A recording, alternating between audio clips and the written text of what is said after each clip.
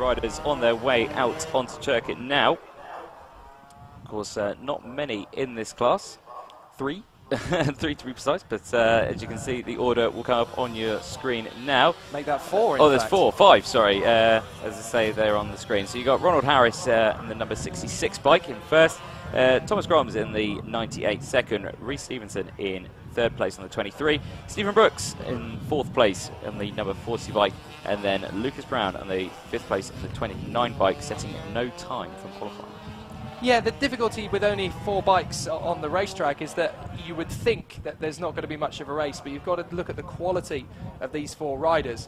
Thomas Gomez, very, very talented youngster. I've been keeping my eye on him now for the last 18 months across various different categories, and this boy's definitely got bags of pace. He should be really strong from the get-go here, Thomas Gomez. But that man on pole position, Ronnie Harris, is going to be difficult to beat from that inside line. He's got plenty of confidence. Stephen Brooks, who we saw earlier on, always a charger, and then Rhys Stevenson from third position. Only 4 bikes, but it's going to be a great race, especially between Harris and Gomez on that front row of the grid. Yeah, Harrison Gomez there, slotting himself into second position there on the grid. Green flag goes up, the revs rise, and once again we're racing, and a cracking start there from Gomez. Gets the wheel up, and he's already got a commanding lead into turn 2. Absolutely fantastic start there from Gomez. You've got Harris in second, Brooks in third, Stevenson fourth. You don't have Harris in second after not. all. No, he had a bit of a difficulty there off the line, unfortunately, and now he's got to try and fight his way first past Brooks and then past Stevenson. Good start from Rhys Stevenson, actually. He had a lot of pressure there from Stephen Brooks heading down to the first corner, but he managed to hold on to the place. So Rhys Stevenson, they're in second position, and actually now giving a little bit of pressure to Thomas Gomez, who got a great initial start. I think he was a little bit hesitant, actually, Thomas Gomez. He thought, did I jump the start there? I think he was a little bit hesitant, but he just got such a good reaction that he was away and clear. And now watch Ronnie Harris. Here he goes. He's going to get onto the tail of Stephen Brooks and start to hassle him. You've got to remember that the difference between the Metrokit bikes and the pit bikes is so different. So this is going to be a really interesting opportunity now. The Superminis and the Metrokits out there, of course, putting on a bit of a show. But Thomas Gomez under some pressure from Rhys Stevenson. For a lot of these guys, they obviously want the fight of winning, but you've got to remember that this is good track time, it's good development, it's good training for the rest of their campaigns. But Thomas Gomez is very much in command as Ronnie Harris has got himself into second place there. Good move from Ronnie, having put himself there into third position. This is about the fight back for him now as he tries to get close up to Rhys Stevenson. Yeah, definitely. I don't know if Stephen Brooks there actually had an issue, but he really he looked like he slowed down out of the Hans hairpin there. Almost looked like he'd let Harris pass, but really unfortunate there. But Harris moving up into third with Stephen Brooks in fourth place. But you can see them there as they go through. These are still your race leaders that we're watching here. It's the 98 Gomez. Still struggling for pressure from Stevenson on the 23. He's not letting him get away, but he's holding the pace as Gomez looks behind him, has a quick cheeky look, see if he's right there. But you've still got Stevenson right behind. He's watching him. He's staying very close. Yeah, Gomez has that very atypical, smooth riding style. He's got that professionalism to his game already, and he's a joy to watch out there. Stevenson's got a much more physical body language. He's just edging the bike ever so closer. Through the apexes, he just chucks the bike in and lets the throttle power it back round. It's really exciting to watch him. Rhys Stevenson's definitely a rider with plenty of energy and gusto, and he's working his magic out there, trying to stay close to Thomas Gomez. Different types of bike you've got to remember. That's a Metrokit versus a Junior Super Mini, so they're working very hard out there to be evenly paced, and Rhys Stevenson running a very good race here. Ronnie Harris has now started to get away from Stephen Brooks, so that gap is dissipating. This is about Gomez versus Stevenson now. 2 types of bike in a war on war. Gomez versus Stevenson, Metrokit versus Junior Super Mini.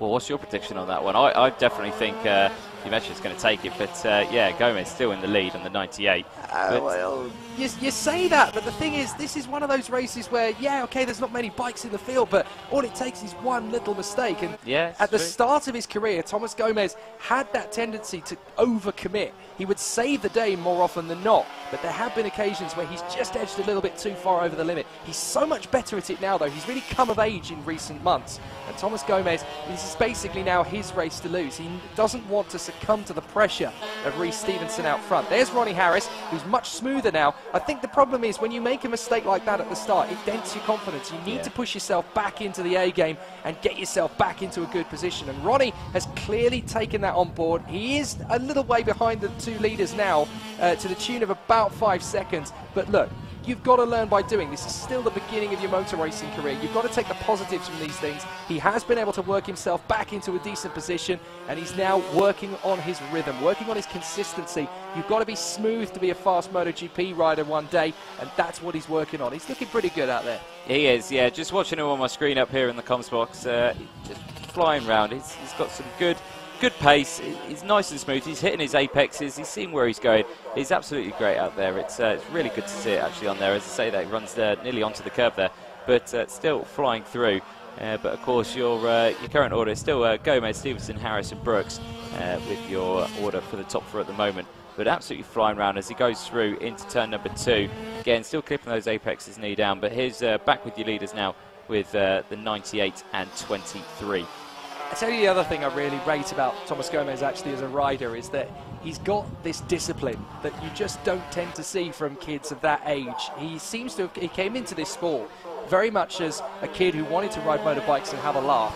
He suddenly realised about 12 months ago that he genuinely has the ability to win races, and it's turned into more than just a passion. It's turned into a commitment. He's now doing a sport because he's got a future, and he definitely does. You know, Thomas is one of these riders who's very good at adapting himself. He's developed very far. He was a midfielder about 18 months ago. He's now definitely a front runner, even in a full grid of bikes, and this could be the 2019 season, could be his breakthrough year. He just needs to continue that adaptability, work on his own strengths, continue with that confidence, and he's going to have a really good season out of it. But you've got to look at the man behind him as well, Rhys Stevenson. You know, you are matching a Metro kit for pace at the moment, and that's no mean achievement. He's going faster, actually. His last lap was the best lap of the race with the 41.40 against Gomez's 41.44.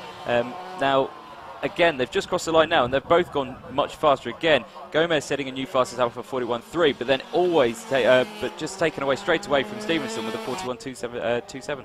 Well, the thing is, it's easier to be smooth in the Metro kit, on the Metro kit, because it lends itself to that sort of style, whereas the Junior Supermini is a much more physical bike. You've really got to throw it around to get the best out of it. And Rhys Stevenson is proving a lot of upper body strength, being able to match the sort of times that Thomas Gomez is on the Metro kit. And that's, you know, that's a really good character building sort of performance from Rhys Stevenson. He's proving that he's got the measure of a rider on a very different style of bike. And this is the kind of rider that, you know, you can start to look at him over the course of one lap, over the course of a race distance, and you can see, do you know what, this guy's got energy, but he's also got a lot of passion for it. He wants to keep pushing, he wants to keep nailing those apexes, he's got speed, he's got confidence. What he needs now is just that little bit of fortune to go his way. If he'd have got a better start, it would be about Thomas Gomez trying to fight his way past Rhys Stevenson. You could well see that in the second race later on. But Rhys, plenty of ability, plenty of talent. You know, he's not letting Thomas Gomez get away. And you struggle to find superlatives in a field full of 4 bikes. But I tell you what, all 4 of these riders, plenty of ability, plenty of speed and gusto. Rhys Stevenson in particular, you know, he's staying with Thomas Gomez. Thomas is now picking up the pace. He's got it to a 41.1. Yeah, Rhys wow. Stevenson's best is still a 41.27. That proves an amazing amount of ability from Rhys Stevenson. You can't knock that. No, you really can't. I mean, just in the size of the bike as well. They are completely different bikes out there, and it's completely 2 different riding styles as well. Gets a little squirrely out there with the Hans hairpin. It still keeps it in check though, but they go through. But again, you just look at Gomez's racing out there. And again, he is just flying around. He is so smooth. I'm just watching him go around, and I can't fault him, really. He's just going for it. Yeah, there's a handful of riders in the country, as into the last lap goes Tom Gomez.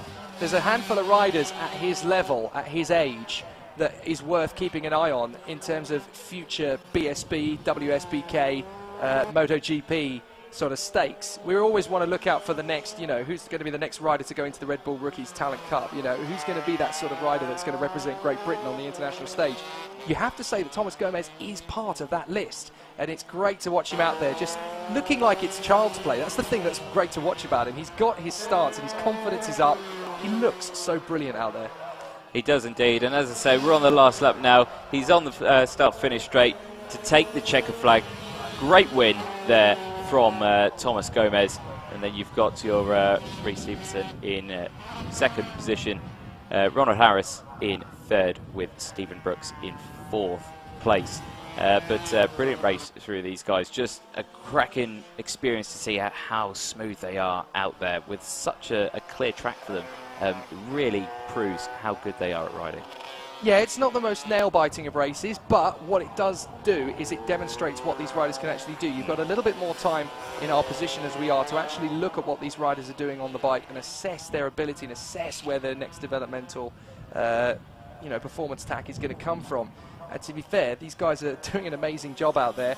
Even Ronnie Harris, we saw him have a difficult start, but the way he's been able to bang in the lap times since then, he's been consistently throughout the race in the 42.3s, 42.4s. So, if the start had gone a little bit better for him, he would be right up there with the other two.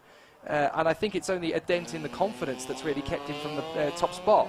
Stephen Brooks, again, another good performance from him. Not quite where he wants to be, but you can see the signs that the pace can come to it. So not a bad run indeed from the juniors and the Metro Kids.